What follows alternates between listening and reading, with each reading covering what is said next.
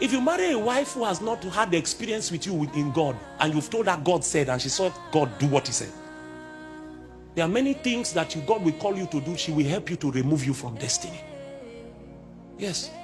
Where I served, the same place I served that I encountered God, the first story they told us when we got there was about a young man, fervent, a missionary that loved God. He was serving on the field, and then he fell in love with the wrong lady.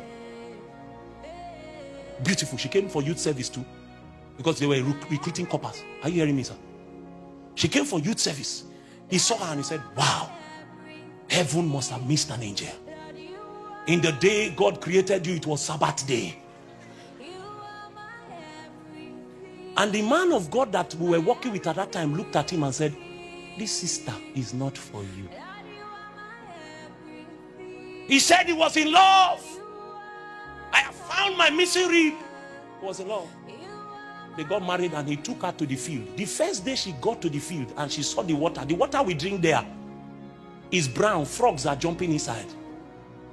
She saw the water and she told him, this call that God called you, I was not there. She packed her bags, came back to the Niger Delta. I don't want to call this state because this message will go far. Came back to the Niger Delta. The brother said, I will serve Jesus. The man of God called him gently and said, you are married now, go after your wife.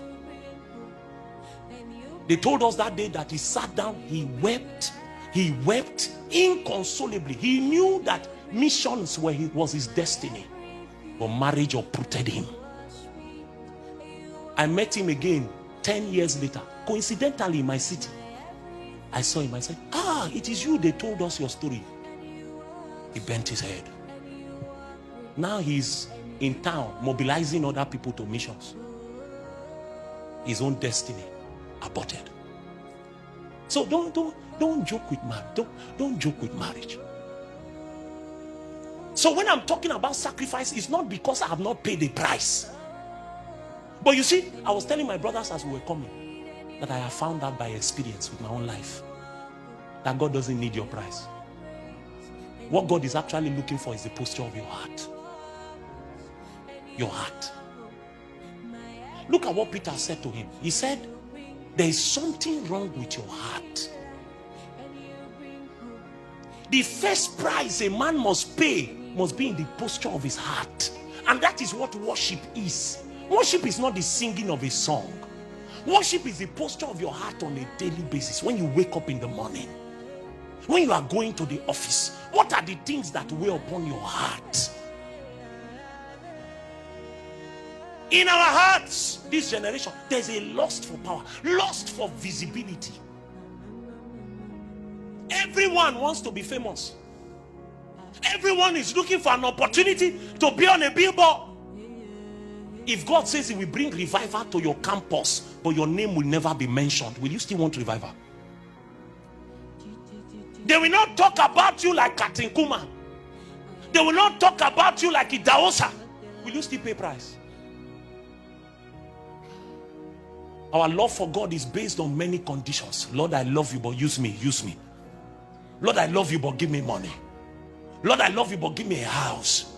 If you don't give me a house, it will look as if I'm failing. Who defined success in the first place? Who defined it? You know, heaven is going to shock many of us. We will arrive in glory and find out that it's not all of us that truly lived. We will arrive there. And you see, this preacher, I have made up my mind. Nothing will affect the alignment of my heart. So somebody can be younger than me and insult me and do terrible things to me. If God impresses upon my heart, go and beg him. I go and beg him. I don't have much. You think I can give you anything? I don't have much. The only thing I have in this my life is that God knows that I love him more than money. I love him more than ministry. I love him more than life itself. If you call my wife now and say, what has this man told you? I've told her I'm waiting for my children to grow. I want to go to Africa. I want to be on the fields. I want to use this body that the body will be begging me. Oh, guy, don't do. He don't do. You know, the small opportunity God has given us. People reach me from various places. Sometimes they stumble upon our messages, and then I will get a message on Facebook. Man of God, sometimes it is tears. People are crying. Africa is in trouble. Crying. And then we are comfortable in our cozy churches. A lust for comfort. That's why everybody wants to walk in Shell now, and God doesn't have missionaries anymore. In those days when they got born again, the first question on their hearts were, God, where are you sending me? Now when we get born again, the first question on our hearts is, Lord, what are you giving me? What are you giving me? Look at the school incident now. Look at it. Because even the average Christian today, if the Christian is a teacher, has a master's degree in physics, electronics, and God says, go and teach physics in a secondary school, every time you see him, you'll be complaining that God is punishing him. Say, bro, what are you doing now? Okay, for now, Shao, it's just for now. Oh. I'm just teaching for now until the Lord will take me to a better place. Teaching for now. So for us in the body of Christ, teachers are looked at as failures. Even our parents, some that are here now, if their child wakes up in the night and say, God has called me to be a teacher, I say, I bind that spirit, that demon. And we are surprised that 10-year-olds are having sex. If we had teachers who had competence, who were spiritually literate, they will walk by that child and discernment will kick in and say, there's something wrong with this child. And you see, you are free to come to PTI and find out from my students the kind of teacher I am. I can be teaching in class like this, and then I will see something like a halo on somebody's head. And God will say, call that person, call that person, call that person. Then they come to my office. As we sit down, discernment kicks in. But you are a teacher, you are just passing time. So young girls are still watching porn. Young boys are still getting lost under your watch. But when we hear your prayers, we think it is God you want. No, you want to manifest yourself.